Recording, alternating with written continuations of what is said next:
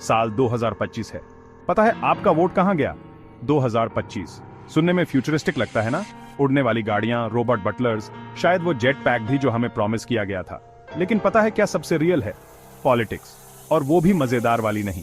हम बात कर रहे हैं वो वाली जो सीधा आपकी जेब पर असर करती है। बेरोजगारी बढ़ गई है, दाम आसमान छू रहे हैं। आपका फेवरेट इंस्टेंट नूडल्स अब लग्जरी आइटम बन गया है। 2024 में पूरे देश में लोग खाली पेट और खाली जेब के साथ वोट करने गए। कश्मीर से कन्याकुमारी तक संदेश साफ था, हमें रोजगार और विकास चाहिए। याद है जब पॉलिटिशियंस चांद तारे तोड़कर लाने के वादे करते थे? अब वो बस ये एक्सप्लेन करने में लगे हैं कि आपका रेंट, टैक्स फिर से क्यों बढ़ गया। यही है इकोनॉमिक हार्डशिप की रियलिटी। बेरोजगारी बस एक स्टैटिस्टिक नहीं है, ये आपका पड़ोसी है जिसकी जॉब चली गई, आपका दोस्त जो रेंट देने के लिए स्ट्रगल कर रहा है। और महंगाई, ये चुपके चुपके सब कुछ महंगा कर देती है। ये समस्याएं सिर्फ एक या दो इंसानों की नहीं है, बल्कि कुछ लोगों को छोड़कर सभी की हैं।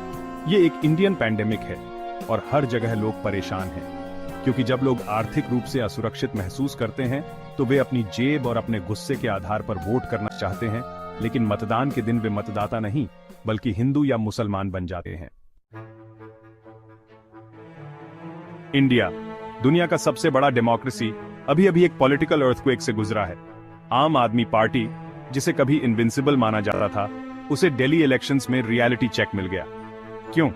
करप्शन के एलिगेशंस, पूरे ना हुए प्रॉमिसेस और एक जनरल फीलिंग की पार्टी रास्ता भटक गई है।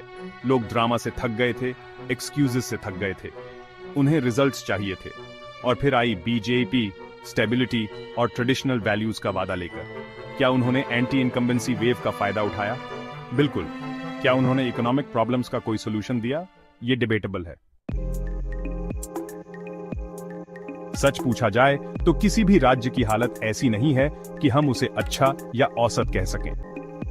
महाराष्ट्र इलेक्शंस में बीजेपी पार्टी वापस पावर में आई। कॉस्ट ऑफ लिविंग एक बड़ी प्रॉब्लम थी, हेल्थ केयर सबकी चिंता थी, और फिर लोगों के लिए तो धर्म बहुत बड़ी बात है। देखिए, ऑपोजिशन लीडर ने अपने अंदर के इंडिया गठबंधन को चैनल करने की कोशिश करी। रिलीजियस पॉलिटिक्स, मीडिया बैशिंग, आप जानते ही हैं। लेकिन कुछ लोगों को यह बात पसंद नहीं आई।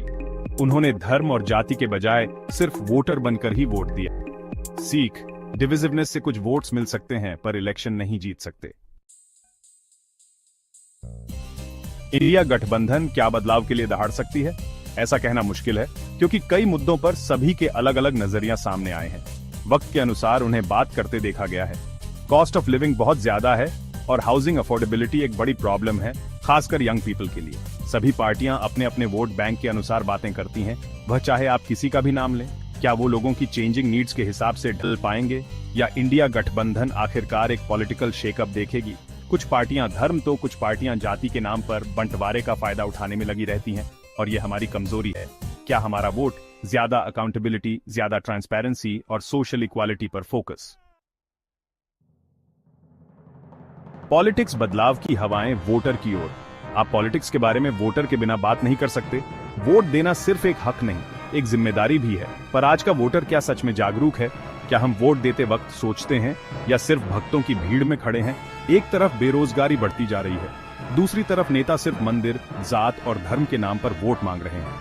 हर चुनाव में नए वादे होते हैं, 2 करोड़ नौकरियां, अच्छे दिन, 15 लाख, पर पूरा क्या होता है? वोटर की मुसीबत वहीं की वहीं है, न रोजगार, न स्वास्थ्य, न शिक्षा। फिर भी हम वोट देते वक्त सिर्फ जज्बात में बह जाते हैं। क्या हमने कभी सोचा है कि वोट का मतलब क्या है?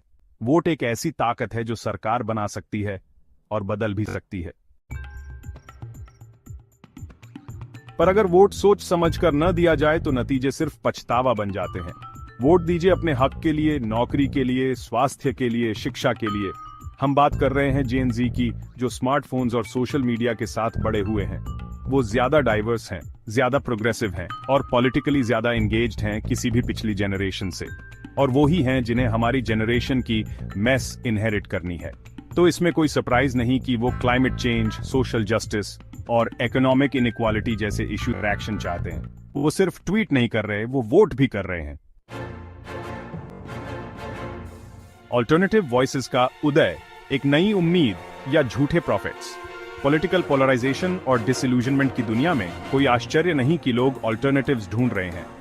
Traditional parties out of touch, corrupt या सिंपली इनइफेक्टिव लगती है, तो आती है ऑल्टरनेटिव पार्टीज की नई वेव, फ्रेश पर्सपेक्टिव और स्टेटस क्वो से ब्रेक का वादा लेकर। कुछ जेन्युइन ग्रासरूट्स मूवमेंट्स हैं, जबकि कुछ बस लोगों की फ्रस्ट्रेशन का फायदा उठा रहे हैं। सवाल ये है कि क्या ये ऑल्टरनेटिव पार्टीज अपने प्रॉमिसेस पूरे कर पाएंगे, या वो बस सेम ओल्ड पॉलिटिकल गेम का एक अलग फ्लेवर बेच रहे हैं। वोटिंग का फ्यूचर सुनो पॉलिटिशियन की है। एक बात साफ है, पुराना तरीका अब काम नहीं करता। पॉलिटिशियन सिर्फ खोखले वादों और डिवाइसिव रेटरिक पर डिपेंड नहीं कर सकते।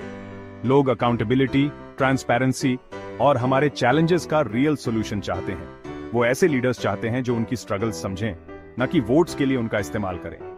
मैसेज साफ है, लोगों की सुनो, उनकी कंसर्न्स एड्रेस करो और इकोनॉमी ठीक करो। वोट दीजिए संविधान के लिए, न कि धर्म, जात या मंदिर के लिए। अपने वोट को बेकार मत जाने दीजिए, क्योंकि आपका वोट देश का भविष्य तय करता है। डेमोक्रेसी का फ्यूचर इसी पर डिपेंड करता है।